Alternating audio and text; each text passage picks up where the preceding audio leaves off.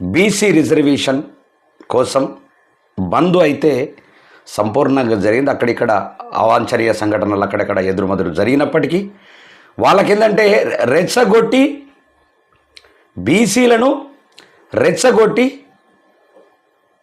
వాళ్లకు ఆల్రెడీ బదనం చేసే కార్యక్రమం మాత్రం నిన్న కొన్ని ప్రాంతాల్లో జరిగింది. ఉద్దనంగా కొంతమంది బంద్కు పిలిపియంగా కూడా కావాలని ఆల్రెడీ షాపుల్ని ఓపెన్ చేయడం, కొన్ని పెట్రోల్ బంకుల్ని ఓపెన్ చేయడం, ఇంకా ఇతరత్ర దుకాణాలు, తర్వాత షాపింగ్ మాల్స్ రకరకాలుగా ఓపెన్ చేసి పెట్టడం పట్ల మరి కోపోద్రికులైనటువంటి బీసీ ఉద్యమకారులు అక్కడక్కడ చిన్న చిన్న సంఘటనలు కూడా జరిగిన మాట వాస్తవం. కానీ ఏదేమైనప్పటికీ వికేఆర్ టీవీ ప్రజా అసెంబ్లీ